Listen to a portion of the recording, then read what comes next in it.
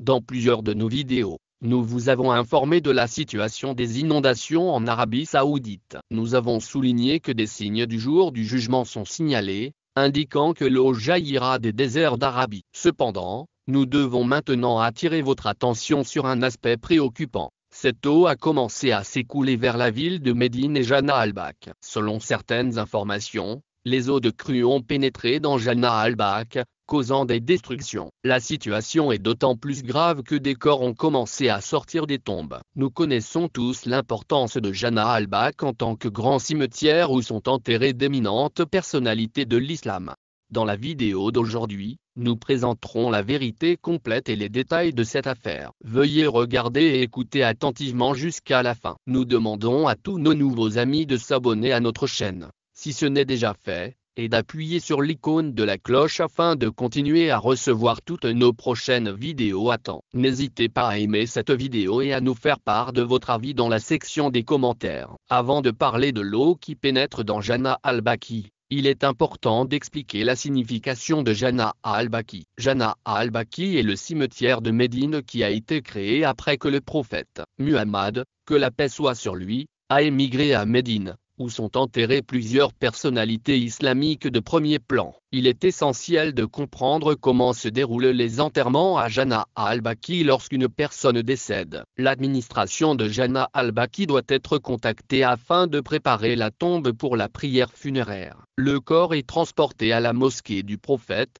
où les pèlerins du monde entier se rassemblent pour participer à la prière funéraire. Le cortège funèbre se rend ensuite à Jana al-Baki, où les gens déposent eux-mêmes de la terre sur la tombe, car participer à l'enterrement d'un musulman est considéré comme un acte de récompense. La prière funéraire est célébrée et de la terre est déposée sur la tombe. Ici, les tombes n'ont pas de plaque ou de marqueur, et il est donc impossible d'identifier à distance la tombe d'un proche. Cette tradition s'est perpétuée depuis l'époque du prophète Muhammad, que la paix soit avec lui, qui a demandé à Hazrat Ali, qu'Allah l'honore, de se rendre au cimetière et d'aplanir toute tombe qui dépassait le sol de plus d'une largeur de main. Chers téléspectateurs, l'histoire de l'entrée de l'eau dans Jana al-Baki a été racontée par un fossoyeur pakistanais, Abdul Shakur. Abdul Shakur travaille à Jana al-Baki à Médine et est originaire de Sukur. Il est parti travailler en Arabie Saoudite il y a environ 30 ans,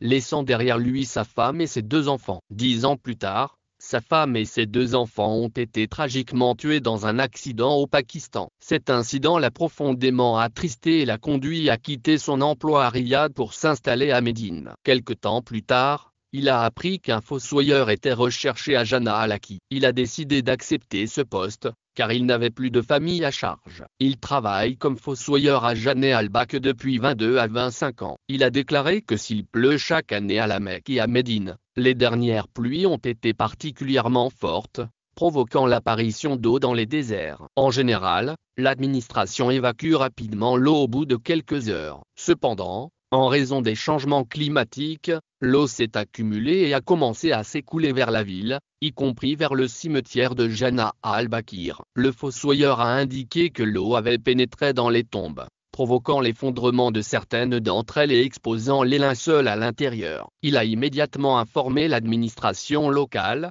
qui a alors redirigé l'eau pour empêcher qu'elle ne pénètre à nouveau dans Jana al-Baki, en veillant à ce que les tombes de personnalités islamiques importantes ne soient pas davantage endommagées. Le fossoyeur a été redirigé et a vu des linceuls dans certaines tombes encore intactes et dans leur état d'origine. Les tombes ont été rapidement reconstruites et le sol du cimetière a rapidement absorbé l'eau, donnant l'impression qu'aucune eau de crue n'était entrée. En vérifiant cette histoire auprès des médias locaux et d'autres sources, il a été constaté que les médias et les agences de presse saoudiennes ne partagent pas actuellement les détails de cet incident. Cependant, Abdul Shakur a raconté l'histoire sur son compte de médias sociaux. Les tentatives pour le contacter sont restées vaines. Chers téléspectateurs, seul Allah connaît la vérité sur cet incident. Si vous avez des amis ou des parents à Médine ou en Arabie Saoudite qui connaissent les détails de cet événement, confirmez ou infirmez dans les commentaires et partagez votre opinion avec nous. Nous devons prier Allah,